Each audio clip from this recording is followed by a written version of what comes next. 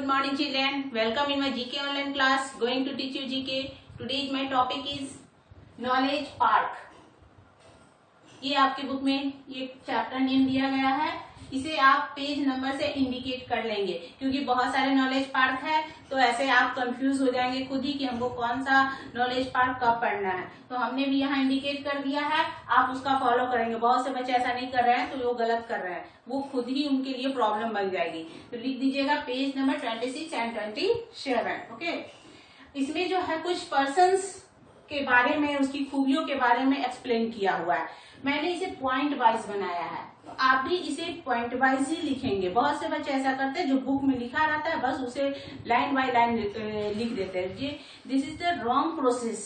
आप जो इसे पॉइंट वाइज अगर आप लिखते हैं तो इससे क्या होता है कि आप उन पॉइंट जो खास उस व्यक्ति के बारे में है उसे आप हाईलाइट कर रहे हैं और वो आप जो है उसे आपको ध्यान में हमेशा के लिए रखना है अदर पॉइंट्स के मुकाबले.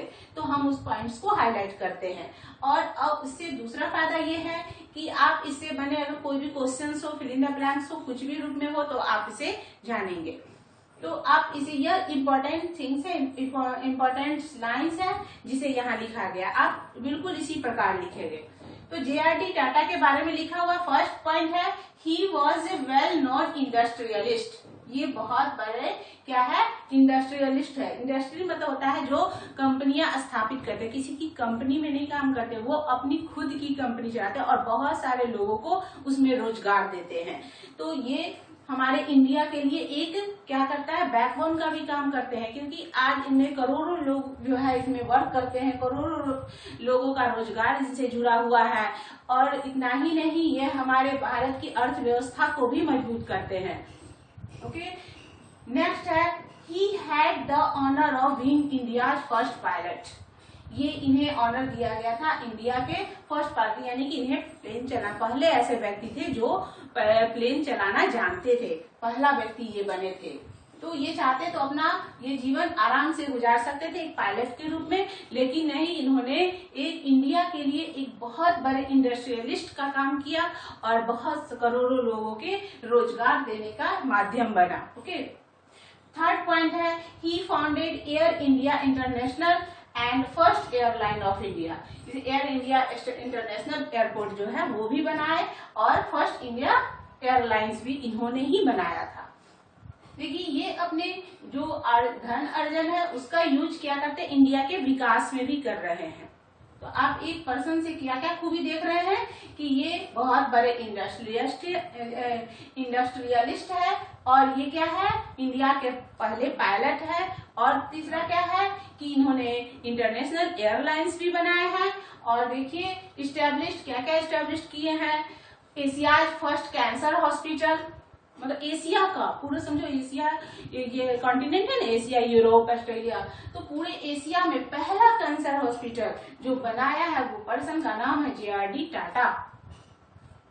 और द टाटा मेमोरियल सेंटर, और इन्होंने टाटा मेमोरियल सेंटर भी बनाया है. कहाँ, मुंबई में 1941 में. ये दोनों चीज बना हुआ है, समझ गया. फिर से एक बार इसे देख लीजिए, ये क्या थे, ये क्या है, बहुत बड़े इंडस्ट्रियलिस्ट है. दूसरा, ये क्या है, एक बहुत फर्स्ट इंडियन पायलट है. तीसरा, ये है क्या कि इन्होंने इंटरनेशनल एयरपोर्ट बनाया है. इन्होंने एशिया के पहले कैंसर हॉस्पिटल का निर्माण किया है. इस प्रकार हमें ये चारों पॉइंट याद हो गया जे.आर.डी. टाटा के बारे में. बस यही खत्म है हमारा बुक का ये टॉपिक. अब आ जाइए, वर्ड इज कुरान. कुरान, ये जो है कुरान जो है also known as milk man of India. इन्हें मिल्क मैन ऑफ इंडिया के नाम से भी जाना जाता है. He gave the great contribution in white revolution. इन्होंने अपना बहुत बड़ा योगदान दिया था किसमें, व्हाइट रिवॉल्यूशन में. व्हाइट रिवॉल्यूशन को गाइडलाइन करने वाले यही व्यक्ति है. व्हाइट रिवॉल्यूशन यानी कि श्वेत क्रांति जो दूध के लिए हुई थी. जब हमारे यहाँ आजादी के बाद तो हमारी स्थिति बहुत ही खराब थी. उस समय जो है जो दूध का उत्पादन भी बहुत कम होता था और एक बड़े से जनसंख्या को चलाने के लिए बहुत ज्यादा दूध की जरूरत थी.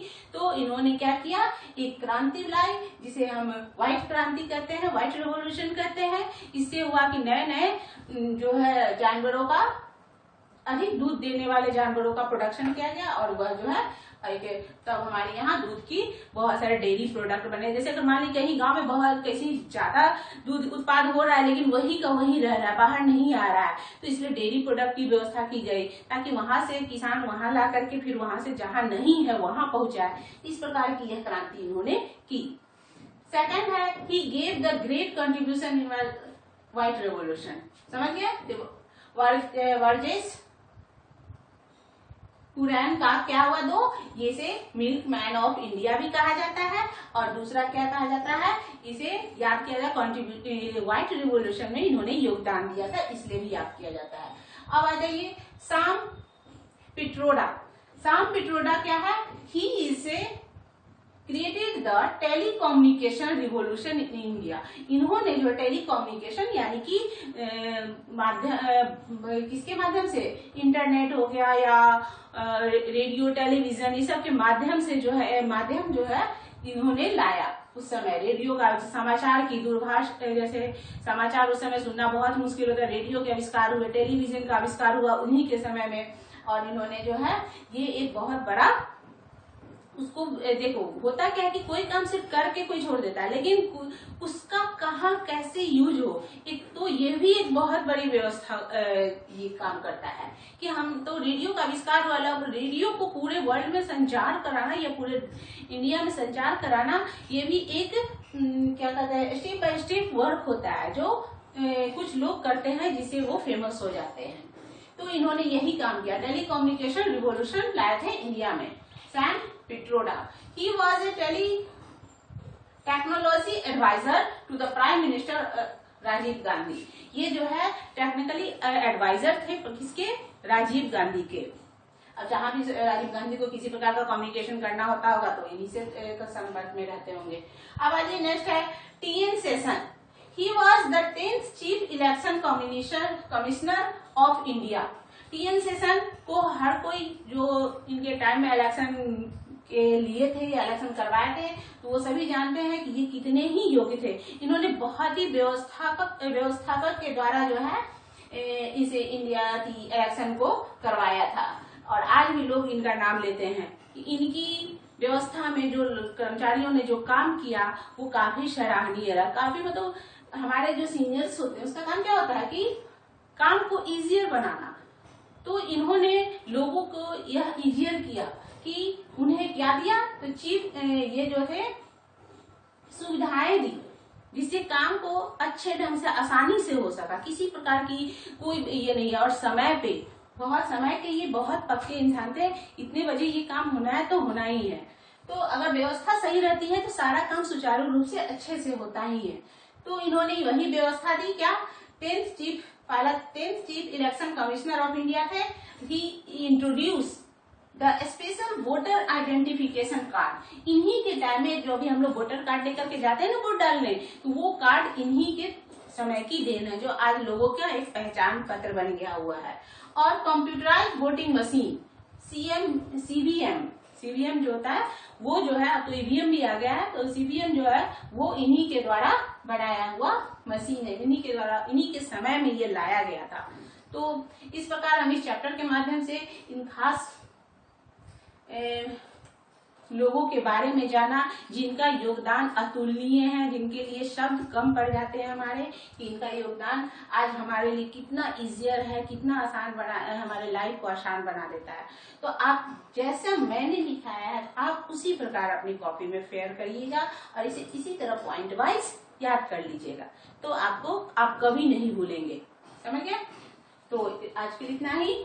Okay, bye, thanks.